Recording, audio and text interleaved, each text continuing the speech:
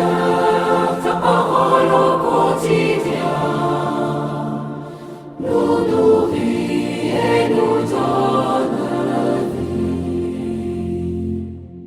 Seigneur, ta parole au quotidien nous nourrit et nous donne vie.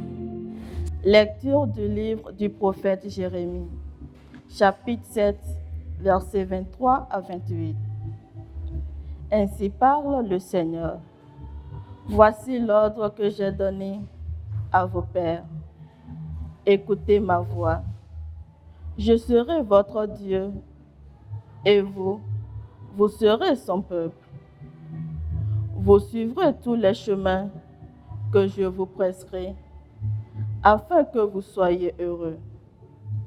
Mais ils n'ont pas écouté, ils n'ont pas prêté l'oreille, ils ont suivi les mauvais penchants de leur cœur endurci. Ils ont tourné leur dos et non leur visage. Depuis le jour où vos pères sont sortis du pays d'Égypte jusqu'à ce jour, j'ai envoyé vers vous inlassablement tous mes serviteurs, les prophètes. Mais ils ne m'ont pas écouté, ils n'ont pas prêté l'oreille, ils n'ont pas radis leur nuque, ils ont été pires que leurs pères.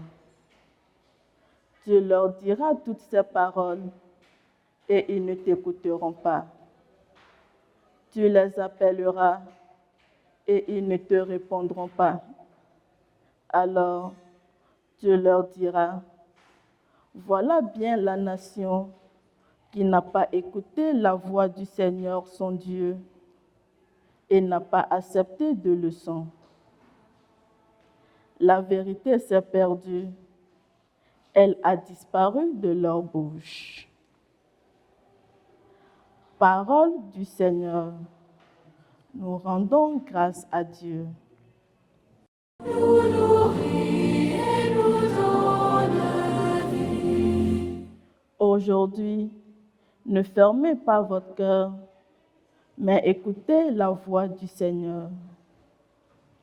Aujourd'hui, ne fermez pas votre cœur, mais écoutez la voix du Seigneur. Venez, crions de joie pour le Seigneur. Acclamons notre rocher, notre salut. Allons jusqu'à lui en rendant grâce par nos hymnes de fête. Acclamons-le. Aujourd'hui, ne fermez pas votre cœur, mais écoutez la voix du Seigneur. Entrez, inclinez-vous, prosternez-vous, adorons le Seigneur qui nous a fait. Oui, il est notre Dieu. Nous sommes le peuple qu'il conduit.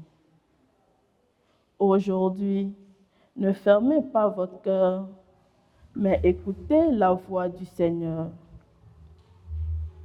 Aujourd'hui, écouterez-vous sa parole?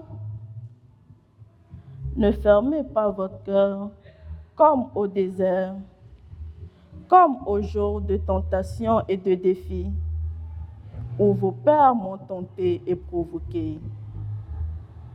Aujourd'hui, ne fermez pas votre cœur, mais écoutez la voix du Seigneur. Gloire et louange à toi, Seigneur.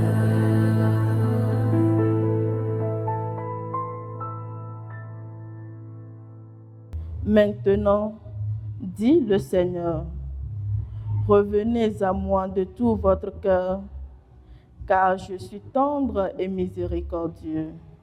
Gloire et louange à toi, Seigneur.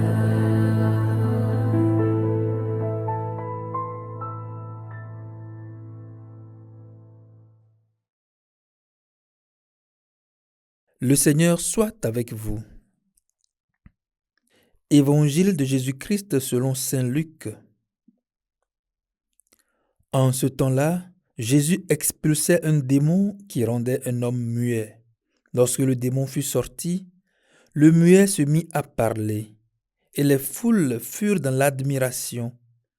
Mais certains d'entre eux dirent, « C'est par Belzéboul, le chef des démons, qu'il expulse les démons. » D'autres, pour le mettre à l'épreuve, cherchaient à obtenir de lui un signe venant du ciel. Jésus, connaissant leurs pensées, leur dit, « Tout royaume divisé contre lui-même devient désert.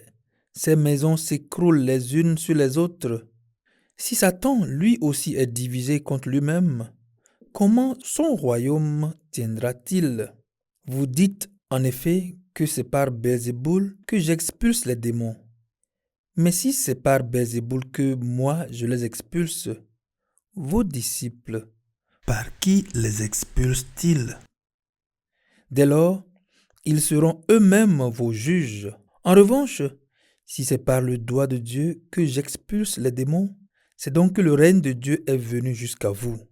Quand l'homme fort et bien armé garde son palais, tout ce qui lui appartient est en sécurité. Mais si un plus fort survient et triomphe de lui, il lui enlève son armement auquel il se fiait, et il distribue tout ce dont il l'avait dépouillé. Celui qui n'est pas avec moi est contre moi.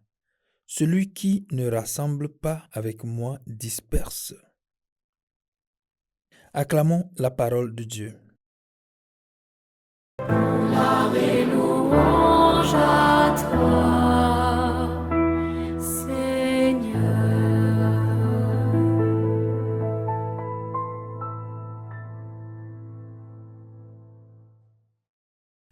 Frères et sœurs, depuis le début de cette semaine, la parole de Dieu nous fait parcourir un chemin du cœur. Lundi, nous avons vu que Dieu agit parfois là où nous ne l'attendons pas. Mardi, nous avons entendu que nous vivons tous de sa miséricorde et nous sommes appelés à pardonner. Hier encore, nous avons compris que la parole de Dieu est un chemin de vie qui doit orienter nos choix. Mais aujourd'hui, la parole nous met en garde contre un danger, le cœur qui s'endurcit. Dans la première lecture, le prophète Jérémie parle d'un peuple qui n'écoute plus Dieu. Dieu envoie des prophètes, il appelle, il avertit, mais le peuple ferme son cœur. Dans l'évangile, Jésus accomplit un signe.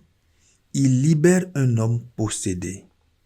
On pourrait penser que tout le monde se réjouirait. Pourtant, certains accusent Jésus d'agir par le démon.